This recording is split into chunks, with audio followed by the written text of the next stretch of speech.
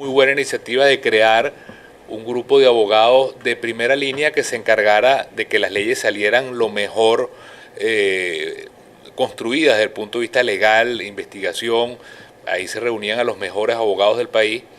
Y bueno, es una de las tareas pendientes que tenemos que retomar cuando tengamos un nuevo país a la vuelta de la esquina, si Dios quiere, ¿no? En todo caso, también nos complace mucho hablar el tema de los jueces de paz porque estuvimos muy ligados a lo que fue su nacimiento y siempre lo vimos como un proceso no de un proyecto de reforma legal, sino más bien como un proyecto de transformación cultural del venezolano, de cómo relacionar verdaderamente la ciudadanía venezolana a la justicia, porque desde el punto de vista de nuestra cultura y de nuestra historia, lamentablemente la justicia como institución y como concepto siempre ha sido algo muy lejano a la cotidianidad de la gente. La justicia es algo como que está solamente en las películas o está solamente en las novelas o en la literatura, pero realmente en la cotidianidad ese acceso a la justicia, como decía el profesor Casal, es algo verdaderamente lejano para la inmensa mayoría del país y sigue siendo así. Es trágico que nuestra mayoría de nuestro pueblo, todos nosotros inclusive, vivimos al margen de la ley. Es decir, no vemos en la justicia el espacio, el sitio donde resolver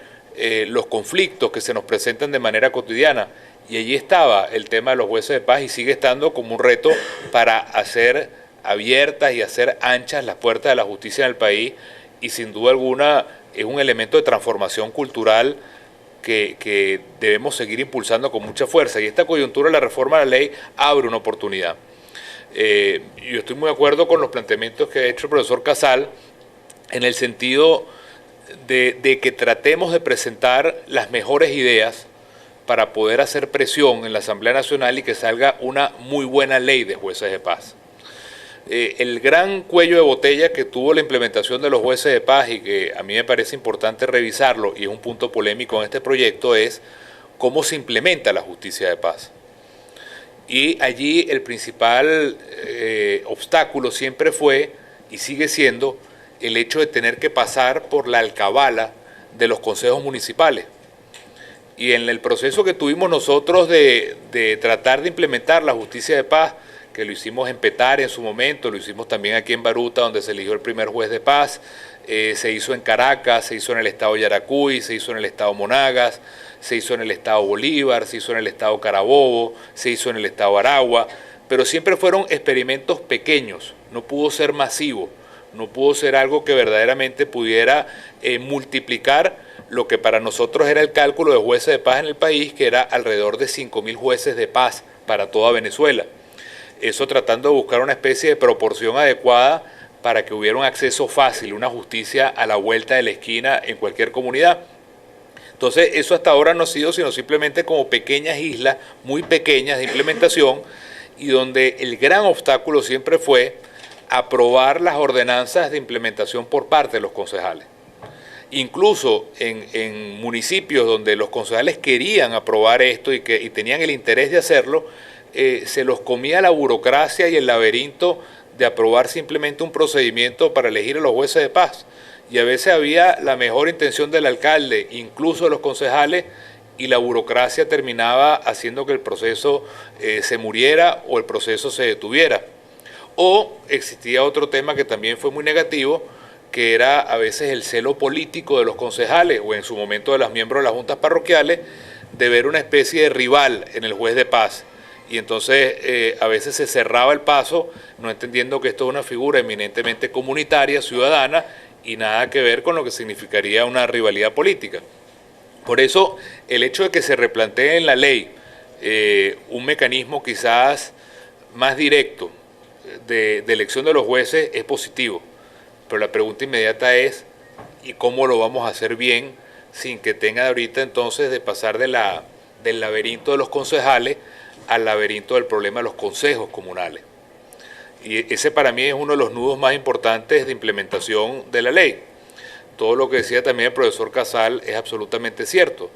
Les pongo un ejemplo, por ejemplo, en el caso del municipio Sucre. En el municipio Sucre nosotros estamos manejando ahora cerca de 350 consejos comunales que debería ser entonces ahora el ámbito nuevo para elegir 350 jueces de paz. Pero el problema está en que de esos 350 consejos comunales solamente le han dado el sello de aprobación a menos del 10%.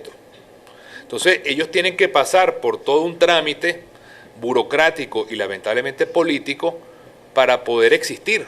y para poder desarrollar alguna de sus competencias, entre ellas ahora el tema de los jueces de paz. Entonces, lamentablemente, todo este proceso está teñido del elemento político. Yo me imagino que ustedes como líderes comunitarios lo conocerán, que se va a un proceso, como dice la ley, de adecuación del Consejo Comunal, y entiendo que las listas de los miembros las pasan por las famosas listas políticas, y en la medida en que aparece o no aparece, se le da la luz verde o no se le da luz verde, y por lo tanto entonces se crea de nuevo un tapón en lo que es un elemento de formación y de participación. Y yo creo que ese es un tema fundamentalísimo, porque cuando uno cree en la participación, uno tiene que buscar que la participación sea lo más autónoma y lo más auténtica y lo más genuina, tratando de que la presencia del Estado sea una presencia más bien que ayude y no que frene.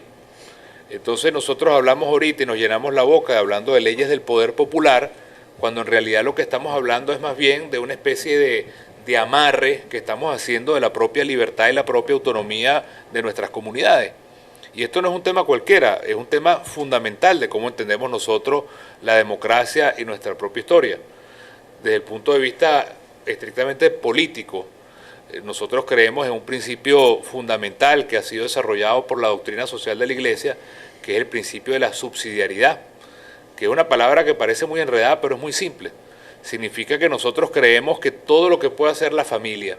todo lo que puede hacer la comunidad organizada, todo lo que puede hacer la persona, el individuo, por sus propios medios, hay que darle total libertad.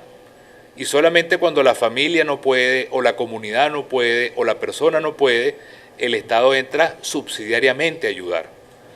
Pero cuando lo que se nos plantea es un esquema al revés, que es que el Estado pretende educar a nuestros hijos, o el Estado pretende decir cómo vamos a organizarnos, o el Estado pretende decir qué vamos a comer, qué vamos a escuchar, qué vamos a estudiar, entonces se está volteando totalmente la realidad de nuestra libertad para ser nosotros entonces, en lugar de ciudadanos libres, pasar a ser simplemente unos súbditos, unas personas que tienen que estar arrolladas del poder. Y ese es el tema fundamental que se aplica ahorita con el tema de la justicia de paz, donde uno de los puntos importantes que me gustaría que pudiéramos conversar es cómo plantear un mecanismo de elección de la justicia de paz que no tenga que pasar por este filtro de los consejos comunales como un mecanismo de control y de burocracia y de color político. Es un tema que me parece fundamental, sumado a lo que decía Carlos, de la contradicción que tenemos en la ley de comunas, esa justicia comunal, y después tenemos a la justicia de paz. Al final entonces, ¿cuál va a ser la válida? ¿Cuál es la que se va a desarrollar?